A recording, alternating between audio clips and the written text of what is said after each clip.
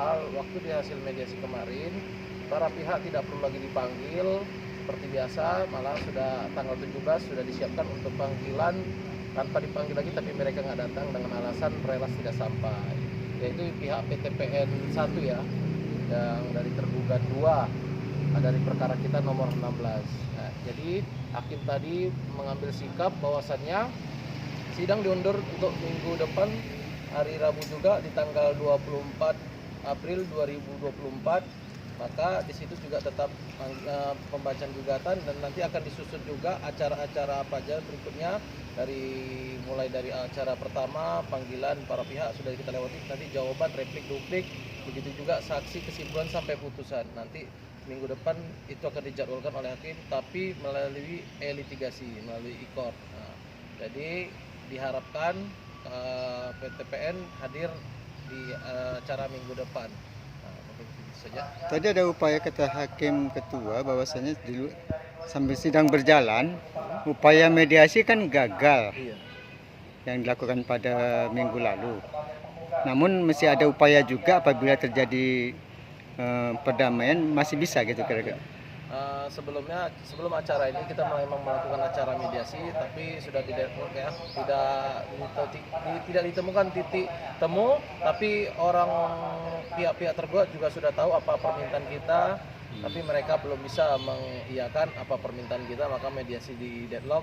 Begitu juga tadi hakim menyampaikan bahwasannya tidak memungkinkan kepada para pihak seluruhnya untuk bermediasi dan menyelesaikan sengketa dengan cara perdamaian, dan mungkin kalau menyelesaikan sengketa secara perdamaian mungkin nanti akan dikeluarkan akta bandingnya oleh pihak pengadilan, yang mana itu juga berkekuatan hukum ya. Semoga itu juga kita rasa terjadi, lebih bagus kita rasa berdamai, yang mana ke seluruh pihak namanya berdamai sama-sama menang daripada kita bertarung yang mana makan waktu, makan materi, makan usaha juga. Alangkah baiknya perdamaian itu cepat dilaksanakan, tapi kalau tidak ya kita tetap pada tuntutan kita. Semoga hakim pengadilan negeri memutus apa yang kita minta, yang dimana yang sudah kita jelaskan di dalam petitum kita. Jadi perkara nomor 16 ini kan PT Ciputra tergugat 4 Pak ya? Iya Pak? PT Ciputra itu tergugat berapa Pak? Tergugat 4, PT Ciputra itu tergugat 4. Kita ulang dari pertama, BPN pihak pertama, PTPN 1 pihak kedua, NDP pihak ketiga, Ciputra sebagai pengembang pihak keempat. Nah di lapangan kita lihat itu Pak sudah operasional mereka Pak, sudah ada satu toko buka di sana, Pore namanya. Oh sudah. Sudah. Itu gimana upaya hukum daripada para pihak penggugat ini Pak? Karena itu kan sudah melanggar hukum kalau kita lihat. Terima kasih Pak telah menyurvei lapangan. Ya sudah ada toko yang berkembang di dalamnya, yang mana Ciputra mungkin sudah melakukan pelepasan, atau kita nggak tahu di dalamnya apa, tapi yang jelas itu kan pihak NDP yang kita tahu ini kita gugat di petun, yang mana insya Allah tanggal 24 ini ada putusan petun yang mana kita membatalkan seluruh isi sertifikat yang ada di Ciputra itu. Semoga tanggal 24 berkabar baik kita, maka dengan 24 itu kita dapat kabar baik. Terus kita tunggu 2 minggu, maka inkrah, maka kita bisa minta untuk mengeksekusi putusan tersebut. Tapi kalau sudah terbuka itu kita akan mengupayakan hukum. Nanti tim kita akan membuat, kita akan rapat dulu apa yang telah terjadi di lapangan. Maka kita akan merencanakan apa upaya hukum kita ke depannya Pak. Ada upaya untuk sita jaminan nggak Pak?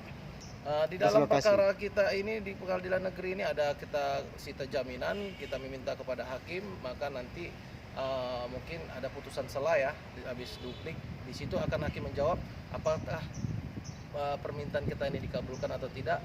Yang jelas kita berusaha sebaik mungkin dan bukti-bukti kita juga telah kuat. Semoga permintaan sita jaminan kita ini dilaksanakan oleh hakim biar tidak menjadi ambigu ataupun tidak seperti ini. Sudah ada yang menyewa toko, padahal situ ada dalam perkara. Yang jadi masalah besar kan masyarakat nggak tahu bahwasannya sudah sampai ke pengadilan. Ya pengembang pihak-pihak lain menutup ini semua. Apabila kan juga kita nggak mau membeli suatu barang yang apalagi mahal ya, ternyata sengketa. Itu kan juga penjualnya tidak beritikat baik, menutup-nutupin. Alangkah baiknya yang namanya kita jual beli, yang namanya bertransaksi terbuka. apa yang terjadi di dalamnya. Jangan sampai masyarakat yang dirugikan.